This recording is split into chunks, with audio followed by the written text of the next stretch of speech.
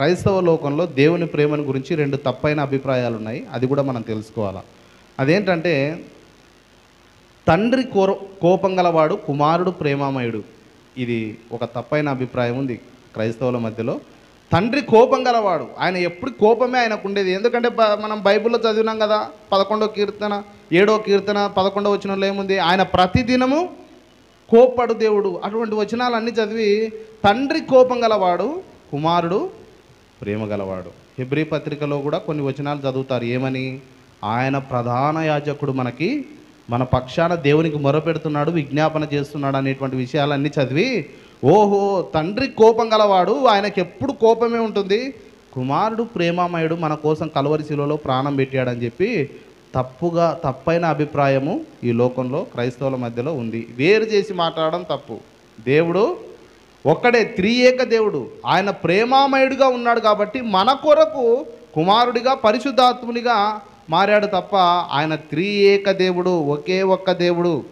ఆయనే కుమారుడు, ఆయనే పరిశుద్ధాత్మ, ఆయనే తండ్రి.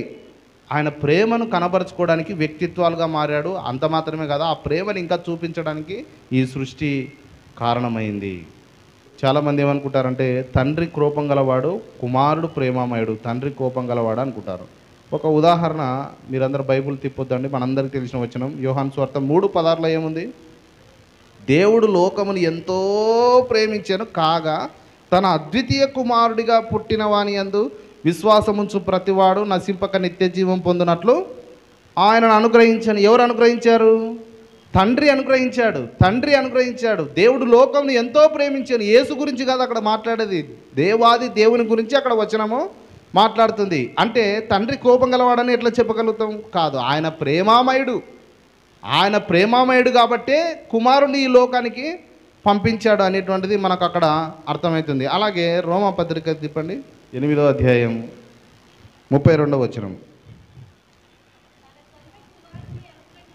తన సొంత కుమారుని అనుగ్రహించుటకు వెనుక తీయక మనందరి కొరకు ఆయనను అప్పగించినవాడు ఆయనతో పాటు సమస్తమును మనకెందుకు అనుగ్రహింపడు? ఇక్కడ ఏమంటున్నాడు, తన సొంత కుమారుని అనుగ్రహించుటకు వెనక తీయక. అంటే ఎవరు వెనక తీయలేదు? తండ్రి అయిన దేవుడు కదండి. అప్పుడు తండ్రి కోపం గలవాడని ఎట్లా చెప్పగలుగుతాం? తండ్రి అయిన దేవుడే తన దగ్గరున్న బెస్ట్ది ఇవ్వడానికి వెనక తీయలేదు, వెనకాడలేదు. తన దగ్గరున్న బెస్ట్ది మనకు అనుగ్రహించడానికి వెనకాడలేదు. అంటే తండ్రి ఇక్కడ మనకు కుమారుణ్ణి అనుగ్రహిస్తున్నాడు. కాబట్టి తండ్రి కోపం గలవాడు అనేటువంటిది తప్పైన అభిప్రాయం.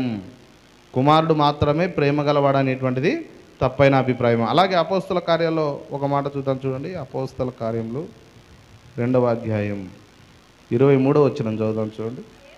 దేవుడు నిశ్చయించిన సంకల్పమును ఆయన భవిష్యత్ జ్ఞానమును అనుసరించి అప్పగింపబడిన ఈయనను మీరు దుష్టుల చేత సిలువ వేయించి చంపితిరి. మరణం ఆయనను బంధించి ఉండుట అసాధ్యం గనక దేవుడు మరణ వేదనలు తొలగించి ఆయనను లేపెను. ఇక్కడ కూడా చూడండి, దేవుడు నిశ్చయించిన సంకల్పమును ఆయన భవిష్యత్తు జ్ఞానం అనుసరించి అప్పగింపబడిన ఈయనను మీరు అక్రమకారుల చేత సిలువ వేయించి చంపితిరి అని అంటున్నాడు, దుష్టుల చేత. ఇక్కడ కూడా తండ్రి అయిన దేవుని సంకల్పం, తండ్రి అయిన దేవుని భవిష్యత్తు జ్ఞానం మనకు కనబడుతుంది. తండ్రే మనల్ని ప్రేమించి కుమారుని ఈ లోకానికి పంపించాడు అని మనకు కనబడుతుంది. ఎందుకు ఈ వచనాలు నేను చూపించాను? దేనికంటే తండ్రి కోపం గలవాడు అనేటువంటిది అలా వేరు చేసి మాట్లాడడం అనేటువంటిది తప్పు. ఆయనే ఈ లోకానికి యేసు ప్రభుని పంపించాడు అనేటువంటిది మనకి ఈ వచనాలు తెలియజేస్తున్నాయి. దేవుని సంకల్పం. యేసు ప్రభును పట్టించింది ఎవరు? యూదులు. సిలువ వేసింది ఎవరు? రోమా సైనికులు. పట్టించింది యూదులు, సిలువ వేసింది రోమా సైనికులు. కానీ వీళ్ళందరి వెనకాల ఎవరి ప్లాన్ ఉంది? దేవుని సంకల్పం ఉంది. మానవాళి రక్షణార్థమై దేవుని సంకల్పం ఉంది. సాతాను అనుకున్నాడు, ఈయనను చంపేస్తే అందరూ నా దగ్గరకు వస్తారు, అందరూ నా మాట వింటారు, ఇంకా మాంత్రికులు అయితే వాళ్ళందరికీ ఆనందంగా ఉంది. ఈయన వచ్చినప్పటి నుంచి మా మంత్రాలు ఎవరు వేయించుకుంటలేరు, మా తంత్రాలు పనికి రావడం లేదు, కాబట్టి ఈయనని సిలువ వేసి చంపితే అందరూ మా దగ్గరకు వస్తారు, మళ్ళీ మా ఆదాయం పెరుగుతుంది అని అనుకున్నారు. అది కాదు, దాని వెనకాల దేవుని సంకల్పము ఉంది. కాబట్టి దీనిని బట్టి మనకు అర్థమవుతుంది. అలాగే చూడండి, రెండవ తప్పైన అభిప్రాయం, పాత నిబంధనలో దేవుడు కోపంగా ఉన్నాడు, కొత్త నిబంధనలో దేవుడు ప్రేమమయుడిగా మారాడు. బాగా అర్థం చేసుకోవాలి, రెండు ఒకేలాగా కనపడతాయి. కానీ పాత నిబంధనలో దేవుడు ఎట్లున్నాడు? కోపంగా ఉన్నాడు.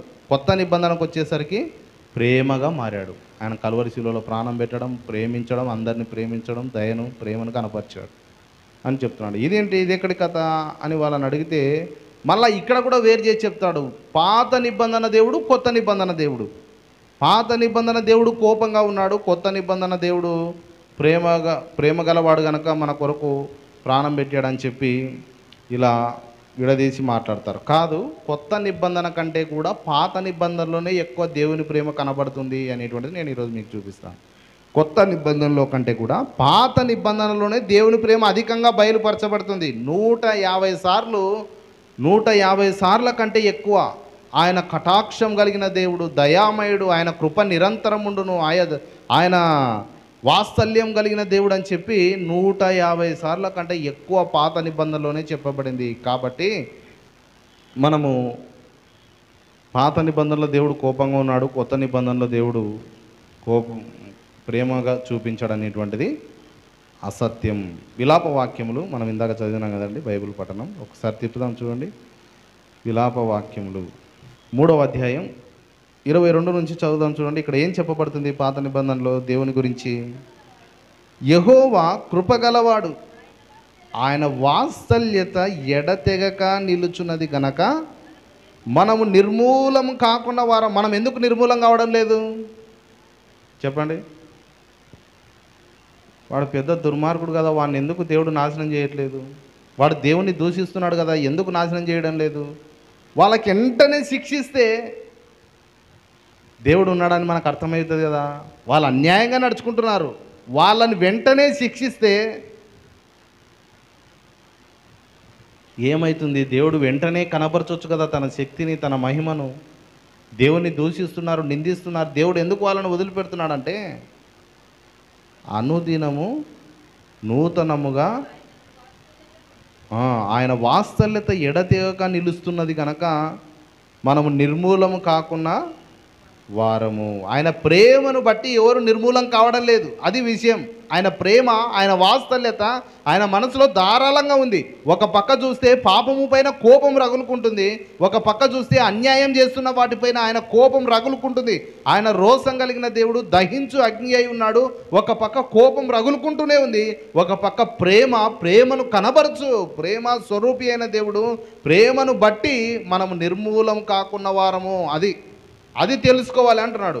ఎప్పుడైతే ఒక మనిషి దేవుని ప్రేమను రుచి చూస్తాడో, దేవుని ప్రేమను మనం కనుగొంటామో, యెహోవా ఉత్తముడని రుచి చూచి తెలుసుకొనుడి. ఎట్లా తెలుసుకోవాలండి? రుచి చూచి తెలుసుకోవాలి, బయట ఉండి మాట్లాడేది కాదు. నేను ఎంతసేపు ఆ హోటల్లో బాగుంటుంది, ఆ హోటల్లో బాగుంటుంది, ఆ హోటల్లో ఫుడ్ బాగుంటుంది అని నేను చెప్తే ఏం లాభం? నువ్వు తింటేనే ఆమె వంట బాగా చేస్తుంది, ఆమె వంట బాగా చేస్తుంది, బాగా రుచిగా చేస్తుంది అంటే అది వింటాం, కానీ తింటేనే తెలుస్తుంది. దేవుని గురించి ఆయనను రుచి చూడాలి, ఆయన ప్రేమను రుచి చూడాలంటే ఆయనను గురించి నువ్వు ఎక్కువగా వినాలి. అప్పుడు విన్నప్పుడు ఆయన ప్రేమను మనం ఎక్కువగా తెలుసుకుంటాము. ఆయన వాత్సల్యత ఎడతెగక నిలుస్తుంది, అది మొదట తెలుసుకోండి. అందుకే మనం నిర్మూలం కాకుంటున్నాం. ఎందుకు నిర్మూలం కాకుండా ఉన్నారు చాలాసార్లు?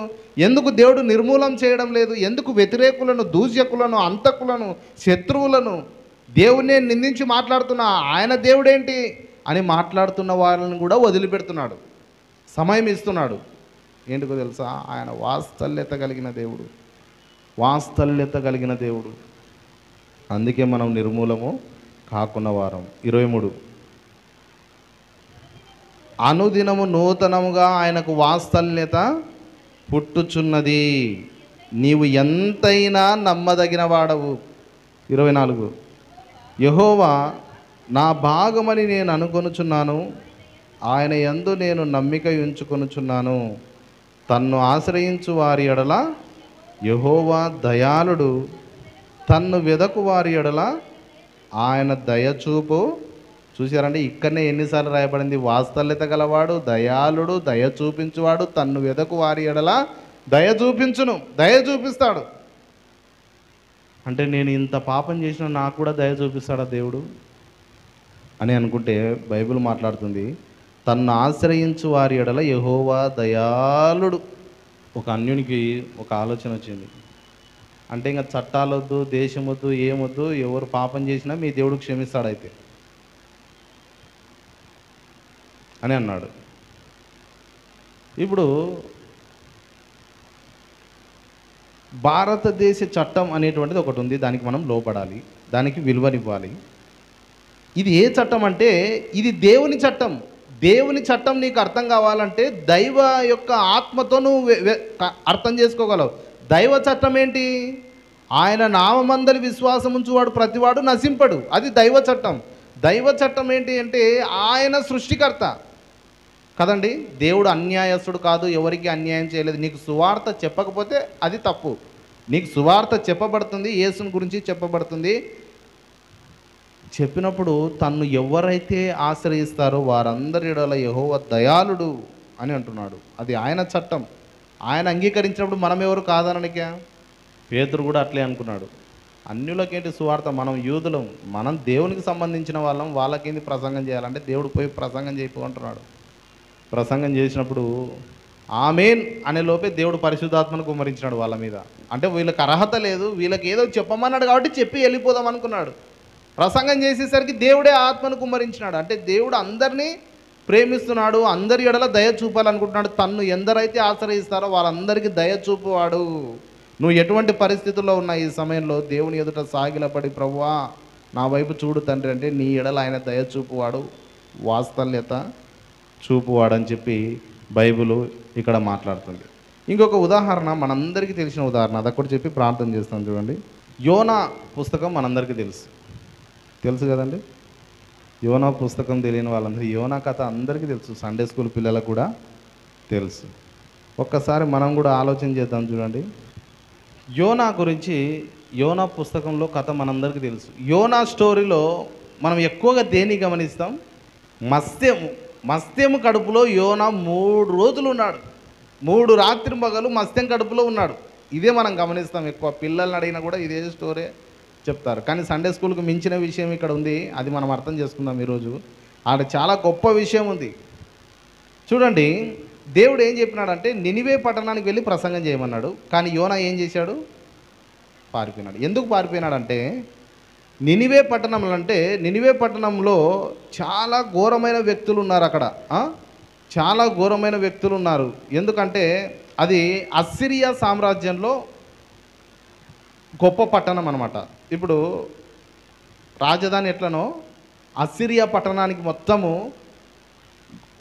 తల అంటే హెడ్, క్యాపిటల్ సిటీ ఏంటంటే నినివే పట్టణం.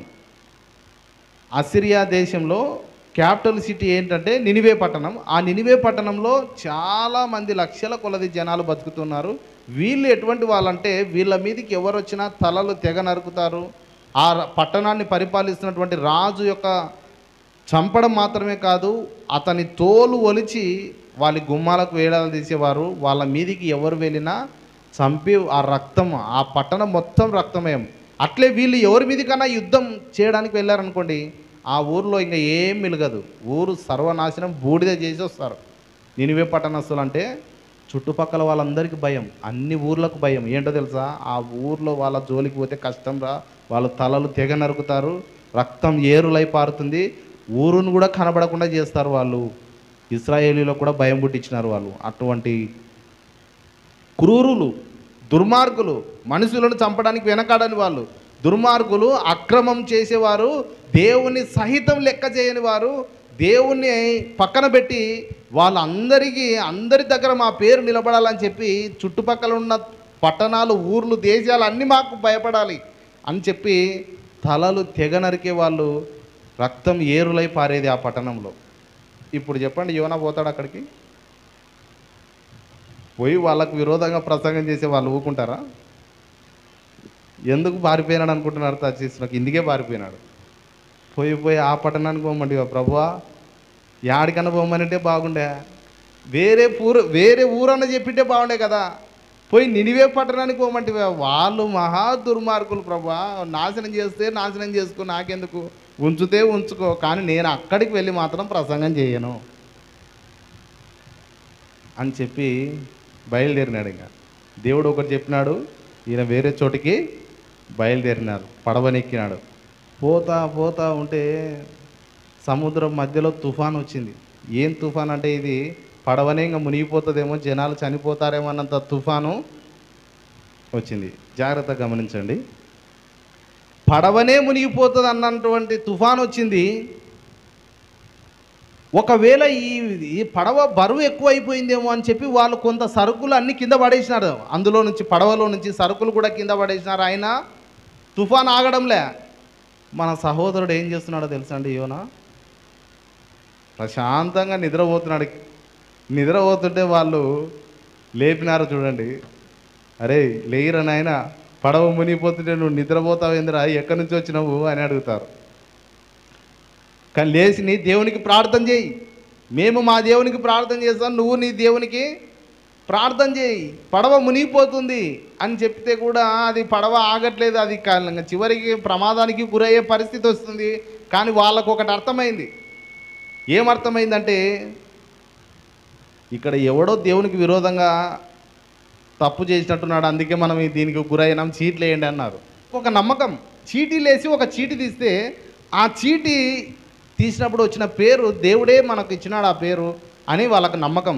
కాబట్టి వీళ్ళంతా ఏం చేశారంటే ఇది పరిస్థితి కాదు, వీడు ఎవడో దేవునికి విరోధంగా పాపం చేసినాడని చీట్లు వేసే తలక కరెక్ట్గా ఎవరి పేరు వచ్చింది? మనోడి పేరు వచ్చింది, యోనా. ఇంకా రా, ఇప్పుడు రా చెప్పు ఏంది పరిస్థితి అంటే 1వ అధ్యాయం 9వ వచనంలో అంటాడు, అతడు వారితో ఇట్లనెను, నేను హెబ్రీయుడను, సముద్రమునకును భూమికిని సృష్టికర్త అయిన ఆకాశమందుడు దేవుడై ఉన్న యెహోవా యందు నేను భయభక్తులు గలవాడని. యోనా దేవుని గురించి ఏం మాట్లాడుతున్నాడు చూసారండి? దేవుని గురించి ఏమంటున్నాడు అంటే, నేను హెబ్రీయుడను, ఈ సముద్రానికి ఈ భూమికి సృష్టికర్త ఆకాశమందుడు దేవుడైన యెహోవా యందు నేను భయభక్తులు గలవాడను. సృష్టికర్త గురించి మాట్లాడుతున్నాడు, సాక్ష్యం ఇస్తున్నాడు, అంత గొప్ప దేవుడు అని అంటున్నాడు. అంటూ తాను యెహోవా సన్నిధిలో నుండి పారిపోవచ్చున్నట్టు అతడు ఆ మనుషులకు తెలియజేసి ఉండేను కనుక వారు ఆ సంగతి తెలుసుకొని మరింత భయపడి నువ్వు చేసిన పని ఏమని అతన్ని అడిగినారు. పోయి నువ్వేం పని చేసి నాయన, ఇట్లా పని చేసి నువ్వు మాకు ప్రమాదం తెచ్చిపెడితే, నువ్వు తప్పు చేసి మేము ఇది కావాలనా అని చెప్పి వాళ్ళు అనుకున్నారు చూడండి. అనుకొని ఏమన్నాడంటే, ఇప్పుడు ఏం చేయాలని చెప్పు, నువ్వే కదా విరోధంగా పాపం చేసావు, ఇప్పుడు మేమేం చేయాలి అంటే నన్ను ఎత్తి నీళ్ళలో పడేయండి అంటాడు. ఎవడన్నా మనిషి అన్నవాడు ఇంకో మనిషిని ఎత్తి నీళ్ళలో పడేస్తారండి? మీరే పడవలో పోతున్నారు అనుకోండి, ఎత్తి నీళ్ళలో పడేయంటే ఎవరు పడేస్తారు? మనసు ఎట్లా ఒక మనిషిని ఎత్తి నీళ్ళలో ఎట్లా పడేస్తాం చెప్పండి? కాపాడుకోవడానికి ప్రయత్నం చేస్తాం కానీ నీళ్ళలో పాడేయం. అట్లా అని చెప్పి బాగా చెప్పినవారు నాయన, ప్రార్థన చేయరా తండ్రి, బాగా చెప్పిన ఎత్తి నీళ్ళలో పడేయమని చెప్పి ఇంకా కొద్దిగా ప్రయాసపడినారు గట్టిగా. తడ మనం గడ్డకి వెళ్ళిపోదామని చెప్పి దాన్ని ఎంత ప్రయత్నం చేసినా మాత్రము తుఫాను మాత్రం వాళ్ళకి ఆగలేదు. అది చివరికి పరిస్థితి బాగలేక యోనాను నీళ్ళలో పడేయడం తప్ప వేరే మార్గం తెలియక ఎత్తి నీళ్ళలో, అప్పుడు తుఫాన్ ఆగిపోయింది. నీళ్ళలో ఎత్తి పాడేసిన దేవుడు ఒక మత్స్యానికి ఆజ్ఞాపించినాడు, అది వచ్చి కరెక్ట్గా యోనాను మింగింది. యోనాను మింగేసరికి యోనా ప్రార్థన భూమి మీద ఉన్నప్పుడు చేసింటే కూడా ఎంత బాగుండవు. చేప కడుపులో ఉండి ఒక ప్రార్థన చేసినాడండి. మీరు కూడా చేసిండారు అటువంటి ప్రార్థన? మనం ఎప్పుడు చేసినాం అటువంటి ప్రార్థన?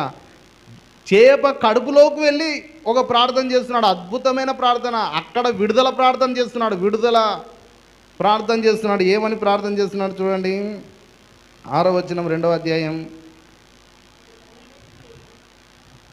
5వ వచనం నుంచి, ప్రాణాంతము వచ్చునంతగా జలములు నన్ను చుట్టుకొని ఉన్నవి, సముద్ర గాధము నన్ను ఆవరించి ఉన్నది, సముద్రపు నాచు నా తలకు చుట్టుకొని ఉన్నది, నేను మరెన్నటికి ఎక్కి రాకుండా భూమి గడియలు వేయబడి ఉన్నవి, పర్వతముల పునాదులలోనికి నేను దిగి ఉన్నాను. నా దేవా యెహోవా, నీవు నా ప్రాణము కూపంలో నుండి పైకి రప్పించి ఉన్నావు. ఇది ప్రేయర్. ప్రేయర్ ఏంటంటే, నేను పైకి రాకుండానట్లు అగాధ గడియలు మూసివేయబడ్డాయి, కానీ కూపంలో నుండి నా ప్రాణమును రక్షించి ఉన్నావు. ఇది ఒక గొప్ప ప్రార్థన చూడండి. రప్పించి ఉన్నావని పాజిటివ్ టెన్స్లో చెప్పాలి, ఫ్యూచర్ టెన్స్లో చెప్తున్నాడు. ఏంటంటే ఆల్రెడీ రక్షించావు అన్నట్టు అంటున్నాడు. మనమైతే ఏమంటాం? రక్షించు దేవా, కాపాడు దేవా, సహాయం చేయదేవా, నా మీద నీకు అక్కర్లేదా, నా మీద నీకు జాలి లేదా అని అడుగుతుంటాం కంప్లైంట్ లాగా. కానీ ప్రార్థన అట్లుండకూడదండి.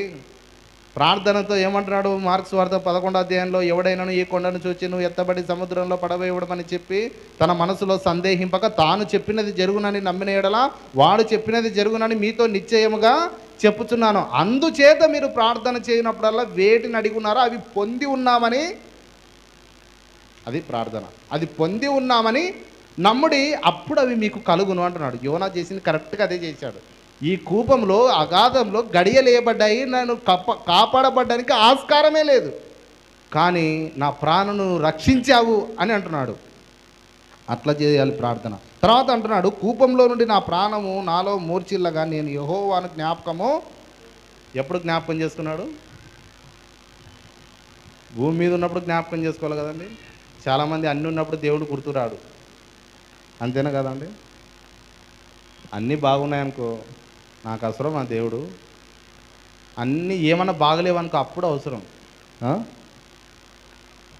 దేవుణ్ణి అవసరానికి ఉపయోగించుకుంటారు. వస్తువులను ఉపయోగించుకోవాలా, దేవుని కాదు. హల్లెలూయా. వస్తువులను ఉపయోగించుకోవాలా, దేవుణ్ణి ఆరాధించాలా. ఆరాధించడం అంటే ఏంటి? పూర్ణ మనస్సుతో పూర్ణ ఆత్మతో దేవుణ్ణి ఆరాధించాలి. అంటే ఆయన సన్నిధికి ఏమున్నా ఏం లేకున్నా ఒకటే రీతిగా ఉండాలా. ఆయనకి ఎప్పుడు కూడా మొదటి స్థానం ఇవ్వాలి. యోనా అక్కడికి పోయినాక జ్ఞాపకం చేసుకుంటున్నాడు. ఊరిగా పాతాళంలోకి పోయినాక పరిస్థితి చేదాటిపోయిన తర్వాత అప్పుడు జ్ఞాపకం చేసుకుంటున్నాడు, ప్రార్థన చేస్తున్నాడు. కూపంలో నుండి నా ప్రాణము నాలో మూర్చిల్లగా నేను యెహోవాను జ్ఞాపకం చేసుకుంటుని, నీ పరిశుద్ధాలయంలోనికి నేను నీ యొద్దకు నా మనవి వచ్చెను. అసత్యమైన వ్యర్థ దేవతల యందు లక్ష్యముంచువారు తమ కృపాధారమును విసర్జింతురు. 2వ అధ్యాయం 8వ వచనం చదివాను. 9వ వచనం, కృతజ్ఞతాస్తుతులు చెల్లించి నేను నీకు బలులు అర్పింతును, నేను మొక్కుకొనిన మొక్కు బలులను చెల్లింపక మానను, యెహోవా యొద్దనే రక్షణ దొరుకునని ప్రార్థించాను. ఇప్పుడు ప్రార్థన చేశాడు. అన్య దేవతల యందు వ్యర్థ దేవతల యందు లక్ష్యముంచు వారు తమ కృపాధారం విసర్జించురు. కృతజ్ఞతాస్తుతులు చెల్లించి నేను నీకు బలులు అర్పింతును, నేను మొక్కుబడిన మొక్కు బలులను చెల్లింపక మానను, యెహోవా యొద్దనే రక్షణ దొరుకునని ప్రార్థన చేశాడు. చూడండి, ప్రార్థన చేసిన దేవుడు కడుపులో చేప అరిగిపోవాలి, కానీ అరిగిపోకుండా కరెక్ట్గా తీసుకొచ్చి అది గడ్డకు కక్కేసింది 3వ రోజు. ఇప్పుడు జ్ఞానం వచ్చింది. పోతే పోన్లేరనైనా దేవుని పని చేసుకోవడం మంచిది ఈ పరిస్థితి కంటే అని చెప్పి తిమింగలం చూడండి, తిమింగలకు ఆజ్ఞాపించాడు దేవుడు.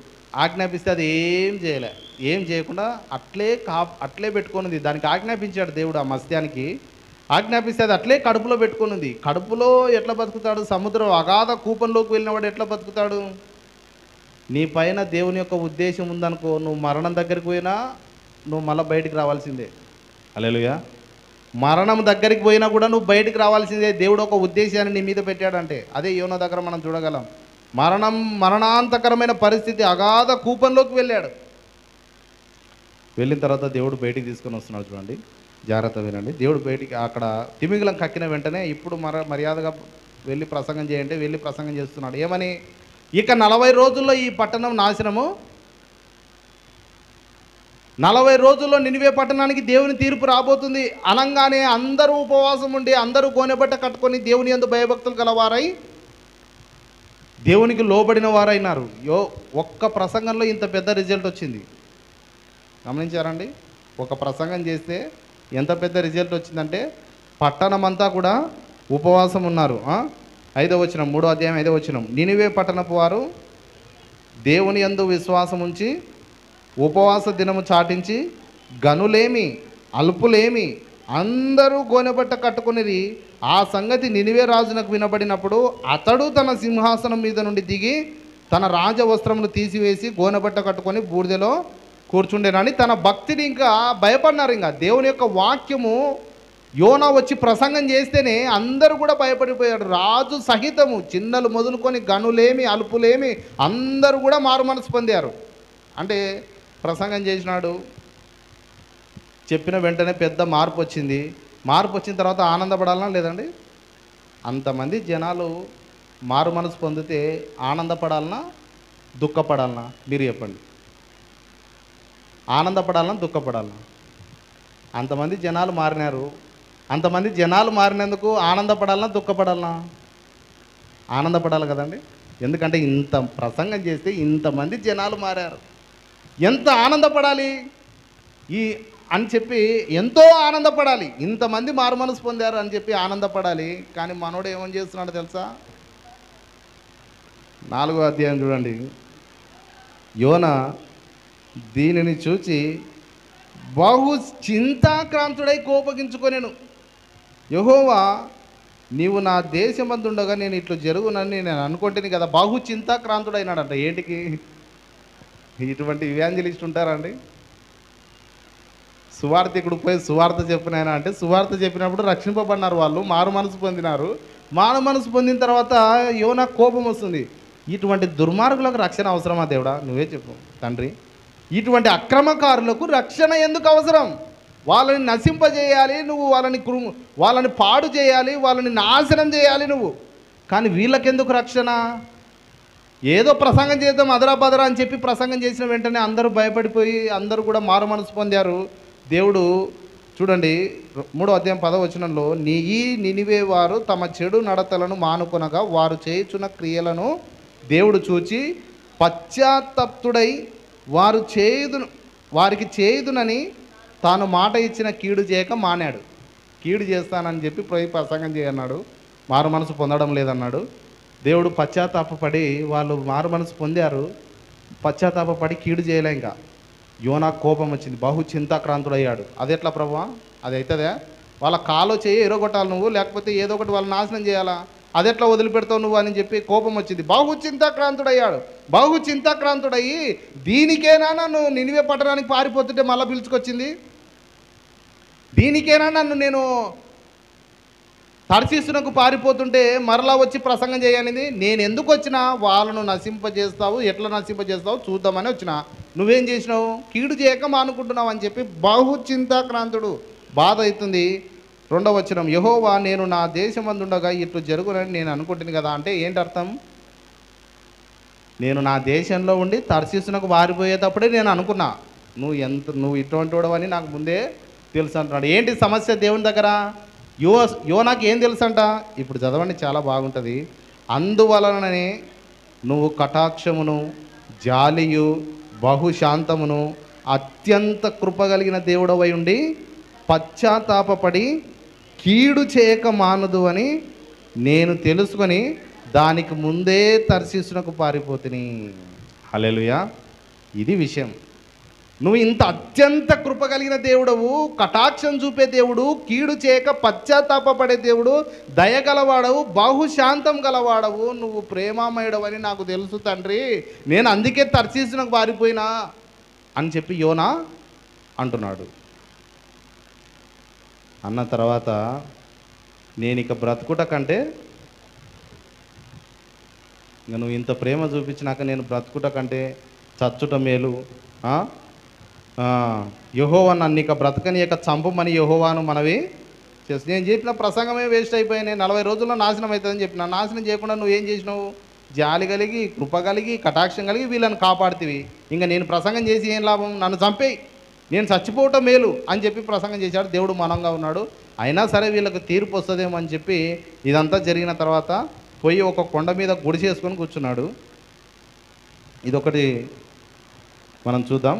కొండ మీద పోయి ఆ పట్టణంలో నుండి పోయి దాని తూర్పు తట్టున బస చేసి అచ్చట పందిలి ఒకటి వేసుకొని పట్టణమునకు ఏమి సంభవించునో చూచేదనని ఆ నీడను కూర్చొని ఉండగా దేవుడైన యెహోవా సొరచెట్టు ఒకటి ఏర్పరిచి అతనికి కలిగిన శ్రమ పోగొట్టుటకై అది పెరిగి యోనా తల పైగా నీడనిచ్చున్నట్లు చేసెను. ఆ సొరచెట్టును చూసి యోనా బహు సంతోషించాను. ఏం సంతోషించాడు? ఆయన ఒక పందిలు వేసుకుంటే ఆ సొరచెట్టు కింద చల్లని నీడనిచ్చాడు, ఏసీ పెట్టాడు. ఎండాకాలంలో ఏసీ పెట్టుకుంటే ఎట్లుంటుందండి? ఎండకు తిరిగి వచ్చినాం. ఏసీ హాల్లోకి వస్తే ఎంత ప్రశాంతంగా ఉంటుంది. ఈయన అలసిపోయినాడు. 3 దినాలంత ప్రయాణం, అంత పట్టణం అది తిరిగి తిరిగి తిరిగి తిరిగి సువార్త చెప్పొచ్చిన తర్వాత ఒక పందిలి వేసి చల్లని నీడ కింద దేవుడు పెట్టాడు. పెడితే దాన్ని చూసి యోనా సంతోషపడ్డాడంట. ఏం సంతోషపడ్డాడు తెలుసా? ఇప్పుడు నాకు అర్థమవుతుంది దేవుడు ఎవరి పక్షాన ఉన్నాడు. దేవుడు నా పక్షాన ఉన్నాడయ్యా. ఈ నినివే పట్టణస్తులకు నాశనం జరగకుండా ఎట్లా జరుగుతుందో నేను చూస్తా. దేవుడు నా పక్షాన ఉన్నాడు అని చెప్పి సంతోషమైంది.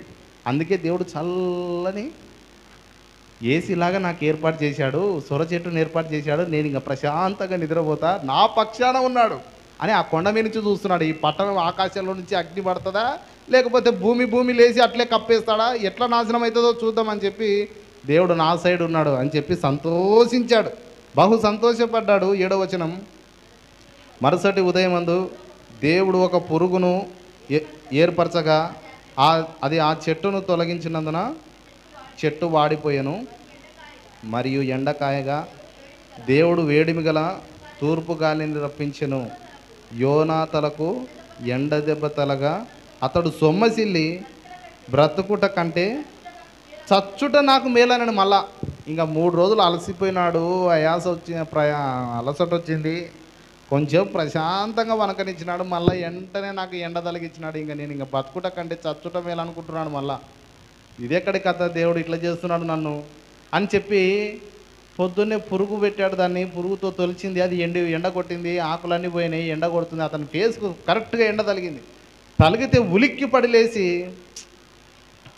ఇంకా వద్దురా, ఈ బతుకుట కంటే చచ్చుట మేలు, ప్రశాంతంగా ఉండనిస్తాడు, మళ్ళీ వెళ్ళి ప్రసంగం చేయమంటాడు. ఇది ఎక్కడి పరిస్థితి, దేవుడు ఏం చేయాలనుకుంటాడో నాకు అర్థం కావడం లేదు. ఇంకా నేను బ్రతకడం కంటే చచ్చుట మేలంటే దేవుడు అడుగుతున్నాడు, నువ్వు ఈ మాట అనడం న్యాయమేనంటే నా ప్రాణం పోవునంతగా న్యాయమే అంటున్నాడు. యోనా, నువ్వు ఈ మాట అంటున్నావు కరెక్టేనా అంటున్నాడు. కరెక్టేనా అంటే, అవు కరెక్టే ప్రభా, నా ప్రాణం పోయినంతగా కరెక్ట్గా చెప్పు, ఎందుకు కరెక్ట్ కాదు? ప్రసంగం చేయమన్నావు, ప్రసంగం చేసిన అని చెప్పి నా ప్రాణం పోవునంతగా కోపించుట న్యాయమే అన్నాడు. 9వ వచనం చదువుతాం చూడండి. అప్పుడు దేవుడు, ఈ సొర్ర చెట్టుని గురించి నువ్వు కోపించుట న్యాయమా అని అడిగాడు. అని యోనాను అడగగా, యోనా ప్రాణం పోవునంతగా కోపించుట న్యాయమే అనేను. అందుకు యెహోవా, నువ్వు కష్టపడకుండాను పెంచకుండాను ఒక రాత్రిలోనే పుట్టి పెరిగి ఒక రాత్రిలోనే వాడిపోయిన ఈ సొర చెట్టు విషయంలో నువ్వు విచారపడుచున్నావే. చెప్పండి, జాగ్రత్త వినండి. యోనా కథ విషయం ఇదే. ఇప్పుడు నేను చదవబోతున్నాను కింద చివరిలో. యోనా యొక్క విషయం ఇదే. యోనా 3 రాత్రి పగళ్ళు తిమింగలం కడుపులో ఉన్నాడు. అది కాదు ముఖ్యమైన విషయం. ముఖ్యమైన విషయం ఏంటో తెలుసా? యోనా పుస్తకంలో ఆయన కటాక్షం కలిగిన దేవుడు, జాలి కలిగిన దేవుడు, పశ్చాత్తాపపడే దేవుడు, కీడు చేయక పశ్చాత్తాపపడే దేవుడు, బహుశాంతం కలిగిన వాడు, ప్రేమ స్వరూపి అనేది పాత నిబంధనలో కనబడుతుందని నేను చెప్తున్నాను. ఇప్పుడు ఇక్కడ ఏమంటున్నాడు? నువ్వు పెంచకుండా, నువ్వు కష్టపడకుండా ఉన్న ఒక రాత్రిలో ఉండిపోయిన ఆ సొర చెట్టు గురించే నువ్వు బాధపడుతున్నావే. నువ్వు కష్టపడలేదు, దానికి నీళ్లు పోయలేదు, నువ్వు పెంచలేదు. నువ్వు పెంచకుండా కష్టపడకుండా ఈ ఒక రాత్రిలో ఉండి తెల్లారే జరిగిపోయినా ఆ సొర చెట్టు గురించే నువ్వు అంత ఆలోచన చేస్తున్నావు అని చెప్తూ దేవుడు ఏమంటున్నాడు చూడండి. అయితే 120,000 కంటే ఎక్కువై కుడి ఎడమలు ఎరగని జనమును బహు పశువులను గల నినివే మహాపురం విషయంలో నేను విచారింపవద్దా అని యోనాతో. అది మ్యాటర్. విషయం ఏంటంటే, ఇంతమంది జనాలను నేను ఎట్లా నాశనం చేయాలని నువ్వు అనుకుంటున్నావు? ఇంతమంది జనాలను నేను ఎట్లా నాశనం చేయాలని నువ్వు కోరుకుంటున్నావు? కుడి ఎడమలు ఎరగని జనాలు విస్తరించి ఉన్నారు. వీళ్ళని నాశనం చేసేయడానికి నాకు మనసు రావడం లేదు. నేను వారి గురించి విచారించొద్దా? సొర చెట్టు గురించే నువ్వు విచారిస్తున్నావే. నేను ఆ జనాలను పుట్టించాను, వాళ్ళని పెంచాను, వాళ్ళని పోషించాను, వాళ్ళకు అన్నీ ఇచ్చాను. అన్నీ ఇచ్చి నేను ఎట్లా నాశనం చేస్తాను వాళ్ళని గురించి నేను విచారించొద్దా అని అంటున్నాడు. ఒక దైవ సేవకుడు దీని గురించి మాట్లాడుతూ ఏమంటున్నాడు అంటే, అయితే 120,000 కంటే ఎక్కువై కుడి ఎడమలు ఎరగని జనములు అని ఉంది కదా. కుడి ఎడమలు ఎరగని జనాలంటే చిన్నపిల్లలు, వాళ్ళకి అన్నేం తెలియదు, పుణ్యము తెలియదు. నినివే పట్టణం అంటే అందరూ ఉన్నారు, చిన్నపిల్లలు ఉన్నారు, పెద్దలు ఉన్నారు. చిన్నపిల్లలకి ఏం తెలుసు? అన్నేం తెలియదు, కుడి తెలియదు, ఎడమ తెలియదు. వాళ్ళను కూడా దేవుడు గుర్తు చేసుకుంటున్నాడు. ఆ పట్టణంలో ఉన్న పశువులను కూడా గుర్తు చేసుకుంటూ, వీళ్ళని అందరూ నేను ఎట్లా నాశనం చేయాలి యోనా, నువ్వే చెప్పు అని చెప్పి విచారించవద్దా అని అన్నాడు. హల్లెలూయా. ఇప్పుడు చెప్పండి, దేవుడు పాత నిబంధనలో కోపంగా ఉన్నాడంటే నేను చెప్తున్న పాత నిబంధనలోనే ఎక్కువ ప్రేమ ఉంది. పాత నిబంధనలోనే దేవుడు ప్రేమను కనబరుస్తూనే వచ్చాడు. కొత్త నిబంధనలోనూ ఆయన ప్రేమ అట్లే ఉంది, పాత నిబంధనలోనూ ఆయన ప్రేమ అట్లే ఉంది. ఆయన ప్రేమ స్వరూపి, నిరంతరమైన ప్రేమ స్వరూపి, దయాళుడు, వాత్సల్యత చూపువాడు. ఆయన నిరంతరం దయ చూపువాడు, కటాక్షం చూపువాడు. దేవుడు నీ మీద కటాక్షం చూపుతున్నాడు, దయ చూపుతున్నాడు అనేటువంటిది నువ్వు ఎప్పుడూ మర్చిపోవద్దు. దేవుడు నిన్ను దూరం చేసుకోవాలని ఆయనకి ఇష్టం లేదు. దేవుడు నిన్ను బాగు చేయాలని ఇష్టపడుతున్నాడు. దేవుడు నిన్ను కట్టాలని ఇష్టపడుతున్నాడు. దేవుడు నువ్వు తల ఎత్తుకొని జీవించాలని ఇష్టపడుతున్నాడు. అదే ఇక్కడ విషయం. మీరు చూసారు, అక్కడ యోనా కథ అయిపోయింది. నాకు ఇక్కడ ఒక డౌట్ వచ్చింది. యోనా కథ చదివిన తర్వాత నినివే మహాపురం విషయంలో నేను విచారింపవద్దా అని యోనాతో సెలవిచ్చిన అయిపోయింది. ఇంకా 2 పేజీలు ఉంటే బాగుండే. యోనా కథ ఏంది, అప్పుడే అయిపోయింది అనుకున్నాను నేను. ఏంటికి అయిపోయింది? ఆ తర్వాత యోనా మళ్ళీ నేను బతుకుట కంటే చచ్చుట మేలు, నువ్వు నాశనం చేయాల్సిందే అన్నాడా, లేకపోతే అగ్ని దింపాల్సిందే అన్నాడా? ఎక్కడికి పోయినాడు యోనా? తర్వాత ఏమైంది? ఆ పట్టణస్థులను దేవుడు కాపాడినాడా, లేకపోతే యోనా పరిస్థితి ఏంటి? వెళ్ళిపోయినాడా అక్కడ నుంచి? దేవుడు ఏమని పాఠం నేర్పించినాడు? ఇవల్ల ఉండాలి కదా. ఎందుకు అబ్బాయి ఇక్కడికే ఆగిపోయింది అనుకున్నాను. పరిశుద్ధాత్మ దేవుడు ఎందుకు ఇక్కడికి ఆపేసినాడంటే దేవుడు కటాక్షం కలిగిన దేవుడు అని మీరు తెలుసుకోనండి. ఆడికి స్టాప్. హల్లెలూయా, హల్లెలూయా. ఆయన మహాదయ కలిగిన దేవుడు, పశ్చాత్తాపపడే దేవుడు, కీడు చేయక పశ్చాత్తాపపడే దేవుడు, బహు శాంతం కలిగినటువంటి దేవుడు అని మీరు అర్థం చేసుకోనండి అంటున్నాడు. కానీ కొన్ని చోట్ల కోపం గురించి చదువుతున్నావు. ఎందుకు? నీ పిల్లలు నాశనం అవుతుంటే నువ్వు కోపంతో గద్దిస్తున్నావే, అదే కోపంతో ఆయన గద్దిస్తున్నాడు తప్ప మనసులో విస్తారమైన ప్రేమ ఉంది. మన ఎడల దేవునికి విస్తారమైన ప్రేమ ఉంది. హల్లెలూయా. కొంతమంది తల్లిదండ్రులు పిల్లల్ని తిడతారు. ఏమంటారో తెలుసా అండి? నువ్వు నా ఇంట్లోకి రావద్దురా, నువ్వు ఇంట్లోకి రావద్దు, అసలు నువ్వు ఇటువంటి పనులు ఎట్లా చేసినావు, నువ్వు ఇంటికి చెడ్డ పేరు తీసుకొని వస్తున్నావు, అసలు నీ ముఖమే నాకు చూపించొద్దు, నువ్వు ఇంట్లో నుంచి వెళ్ళిపో, నువ్వు ఎక్కడన్నా వెళ్ళిపో, చావనన్నా చావు, కానీ ఇంటి గడప దొక్కొద్దు అని అంటారు కొంతమంది పిల్లల్ని తల్లిదండ్రులు. కానీ నేను చెప్తున్నాను, వాళ్ళ అంతరంగంలో నుంచి అనింటారు ఆ మాట. ఎందుకు వాళ్ళు ఆ మాట అన్నారంటే, అతని మీద వాళ్ళు ఎన్నో ఆశలు పెట్టుకున్నారు, ఎలా బతకాలో అలా బతకడం లేదు కాబట్టి కోపంతో ఆ మాట అన్నారు. కానీ మనస్ఫూర్తిగా ఆ మాట అనలేదు. దేవుడు కూడా కోపగించినప్పుడు అటువంటి ప్రేమతో వచ్చిన కోపం తప్ప నశింపచేయాలనే కోపం దేవునిలో లేదు. హల్లెలూయా. అప్పుడు చూడండి, దేవుడు ప్రేమ స్వరూపి అనే దాన్ని మనము అర్థం చేసుకుంటున్నాం. దేవుడు పాత నిబంధనలో కూడా ప్రేమమాడు. ఆయన త్రియేక దేవుడు. అక్కడ ప్రేమను మనం చూడగలుగుతున్నాం, ఇక్కడ ప్రేమను చూడగలుగుతున్నాం. తాను మనల్ని ఎంతో ప్రేమించాడు. అందుకే తన కుమారుని మనకు సొంత కుమారుని అనుగ్రహించడానికి వెనుక తీయనప్పుడు మిగతావన్నీ ఎందుకు అనుగ్రహింపడు? నన్ను ప్రేమిస్తున్నాడని దేవుణ్ణి నువ్వు గుర్తించినప్పుడు నువ్వు అన్నీ కూడా దేవుడు నా వల్ల నాకు సహాయం దొరుకుతుందని ఎదురు చూడగలవు. హల్లెలూయా. వచ్చే వారం కొనసాగించుకుందాం. తలలో ఉంచి కళ్ళు మూసుకుందాం, ప్రార్థన చేసుకుందాం. మా ప్రభు అయిన యేసుక్రీస్తు నామంలో మీ సన్నిధిలోనికి వస్తుంటున్నాం. ఈ గొప్ప దినాన్ని, సమయాన్ని బట్టి మీకు వందనాలు. చేరి వచ్చిన బిడ్డలందరిని బట్టి మీకు స్తోత్రాలు. దేవా మీకు వందనాలు, స్తోత్రాలు. దయామయుడా మీకు స్తోత్రాలు. నిజంగా నువ్వు అత్యంత కృపగలిగిన దేవుడు, నశింపచేయాలని ఇష్టపడే దేవుడవు కాదు తండ్రి. యోనా ఆ రోజు చెప్పింది చాలా కరెక్ట్ నాయనా. యోనా చెప్పింది సత్యము తండ్రి.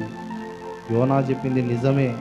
నువ్వు కటాక్షము, జాలియు, బహుశాంతము, అత్యంత కృపగలిగిన దేవుడవై ఉండి పశ్చాత్తాపపడి కీడు చేయక మానే దేవుడవు తండ్రి. ప్రభువా మీకు వందనాలు. దేవుడు ప్రేమ స్వరూపి అనే మాటను మేము అర్థం చేసుకుంటూ వస్తున్నాం తండ్రి. ఇంకా మాతో మాట్లాడండి. మీ నుంచి మేము ప్రేమను పొందాలి, ఆ ప్రేమను కుటుంబంలో కలిగి ఉండాలి తండ్రి. మీ నుంచి ప్రేమను మేము అత్యధికంగా పొందాలి. ఆ తర్వాత మేము మా కుటుంబంలో సమాధానంతో, ప్రేమతో, నెమ్మదితో బతకాలి తండ్రి. మీ ప్రేమ ఎరగక తండ్రి ప్రభువా మేము లోతులో నశించిపోయే వారంగా ఉంటున్నాం తండ్రి. సమాధానం లేని వారిగా ఉంటున్నాం, నెమ్మది లేని వారిగా ఉంటున్నాం.